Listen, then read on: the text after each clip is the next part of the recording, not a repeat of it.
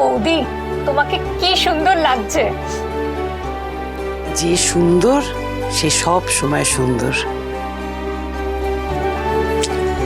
কিন্তু আমাদের হিরো তো এখনো ফিরলো না।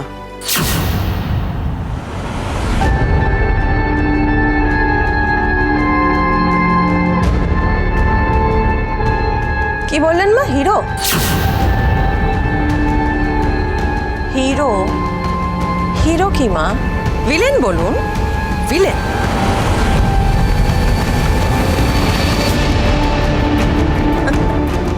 আর ফিরবে কি? সে তো অর্ধেক দিন বাড়ি ফেরে না, আর ফিরলেও এক গাদা মদ গিলে বেহুশ হয়ে ফিরবে। ফিরবে, আজ ফিরবে মহারাজ। কি জানি, আমার তো ভয়ই করছে, আমার ভীষণ ভয় করছে। আবার না মদ খেয়ে মারামারি করে কাউকে একটাকে খুন করে বাড়ি ফিরে এসেছে।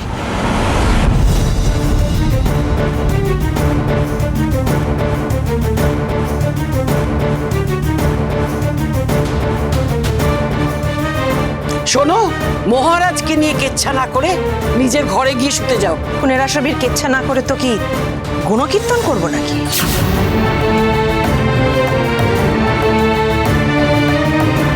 আমার একটা প্রশ্ন আছে মা।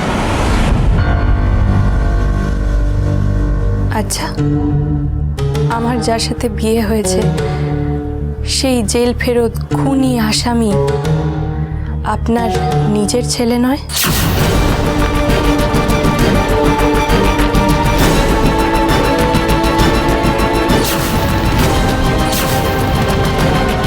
আপনি কি তার সৎ মা?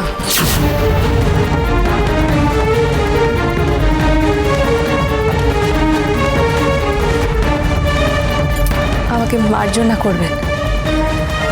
আমি জানি আমার বিয়ে হয়েছে মাত্র 3 দিন, এ বাড়িতে পা দিয়েছি মাত্র 2 দিন। আমি সত্যিটা জানতে চাই, তাই এই প্রশ্নটা করলাম। সাবাস নাতবো, সাবাস। এইবার তো টরে টক্কাটা হবে। অসাধারণ। দুজন দিদি শাশুড়ি নাত বৌমাকে বাহবা দিচ্ছে, তাও আবার কিসের জন্য? না শাশুড়ির সঙ্গে খারাপ ব্যবহার করবার জন্য, শাশুড়িকে অপমান করবার জন্য। আহ, আমি আপনাকে অপমান করিনি মা। এ বাড়িতে এসে থেকে আপনার যা ব্যবহার দেখছি সেই দেখেই এই প্রশ্নটা করলাম। তোমার কোনো প্রশ্নের উত্তর দিতে আমি বাধ্য নই।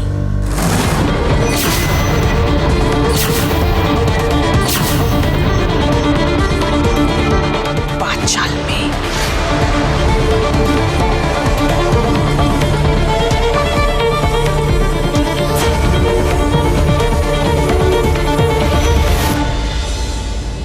কার সাথে বিয়ে হলো আমার? মানুষটা আসলে কেমন এটা আমাকে জানতে হবে, জানতেই হবে। আজকেই সব জেনে নিস।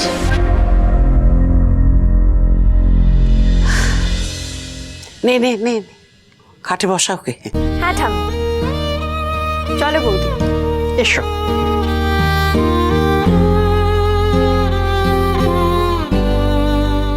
এসো, এখানে বসো। বসো, ভালো করে বসো। হ্যাঁ হ্যাঁ। বৌদি, মেজটা কিন্তু এলো বলে। আচ্ছা ঠিক আছে, তোমাকে আর এত পাকামো করতে হবে না, চলো।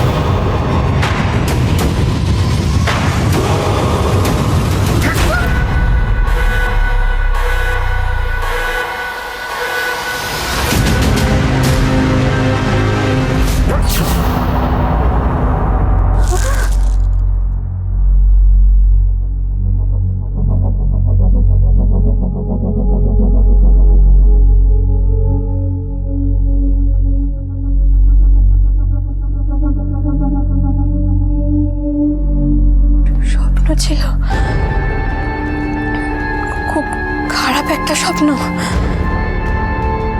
কেন আমি এরকম স্বপ্ন দেখলাম? ওই গুন্ডাটা আমার গলা টিপে ধরছে। এসেছিস তুই মহারাজ? হ্যাঁ এসছি পিতৃ আজ্ঞা পালন করতে। আজও তুই ছাইপাশগুলো গিলে এসছিস? আজ না তোর ফুলসজ্জা? আর সেই জন্যই তো ছাইপাশ গিলে এসছি, আর বেশি করে। হ্যাঁ, আমার জন্মদাত্রী মা, তিনি তো সবকিছুই ঝগড়িটাকে বলে দিয়েছেন, যা যা বলার আমার সম্বন্ধে। আপনি কি জেলখাটা আসামি, তা আবার এমনি সেমনি নয়, এবার খুন করে তারপরে জেলে গিয়েছিলাম। এই যে এইটুকুতেই তো পরিচয় জানা যায় না, সমস্ত কিছু আরো জানাতে হবে তো। আমি যে মদ খেয়ে বাড়িতে ফিরে মাতলামও করি, জানাতে হবে না? মহারাজ, এসব কি বলছিস কি তুই? ঠিকই তো বলছি। আমি যে একজন কমপ্লিট ফেলিওর, সেটা ওকে বুঝিয়ে দিই।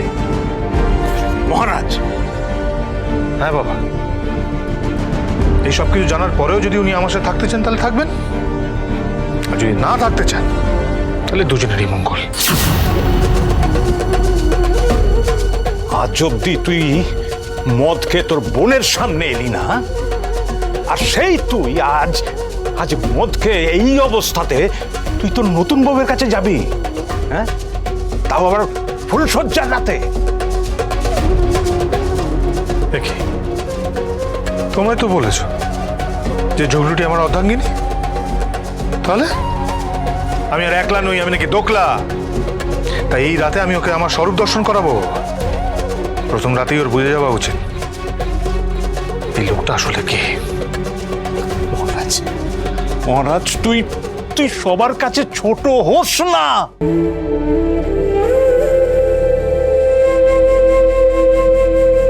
সবার কাছে ছোট হওয়ার আর কিছু বাকি আছে বাবা? বাকি আছে? তুমি দেখতে পাচ্ছ না? তুমি দেখতে পাচ্ছ না আমার ভেতরটা জ্বলে যাচ্ছে, পুড়ে যাচ্ছে, পুরো দাউ দাউ করে জ্বলছে, দেখতে পাচ্ছ না? জ্বলে পুড়ে আমি ঝাড়খাড় হয়ে যাচ্ছি বাবা। আর এই পূজারিনী তোমার অর্ধাঙ্গিনী, তাই তো? তাহলে এই আগুনে ওর জ্বলার কথা নয়? নয় বাবা? মহারাজ, মহারাজ, তুই দেখে নিস, তোর জীবনের সমস্ত ক্ষতর ওষুধ হবে ওই পূজারিনী। ও কিন্তু সবার সামনে দাঁড়িয়ে এই সম্পর্কের জন্য লড়াই করার প্রতিজ্ঞা নিয়েছে, তোর জন্য, এই পরিবারের জন্য। তাই বুঝি? ওই যে বললে না লড়াই, একটা সম্পর্ক লড়াইতে হয় না বাবা। একটা লড়াইতে সম্পর্ক গড়ে ওঠে না, সম্পর্ক গড়ে ওঠে ভালোবাসায়।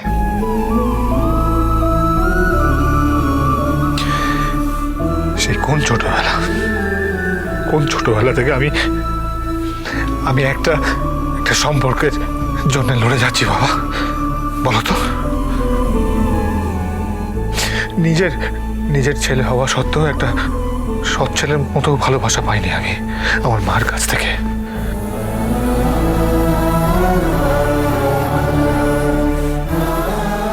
এত কিছু জানার পরেও তুমি আবার নতুন করে একটা সম্পর্কের জন্য লড়াই করতে বলছো বাবা? মহারাজ, মহারাজ, আমার কথা শোন মহারাজ, এই পূজারিনী পারবে এই সংসারটাকে, তোর জীবনটাকে বদলে দিতে। তুই দেখে নিস, মিলিয়ে নিস আমার কথা। এই অবাঞ্ছিত সম্পর্কটাকে শেষ করতেই হবে। তুমি আর জেগে থেকো না বাবা, শুয়ে পড়ো। মহারাজ, মহারাজ,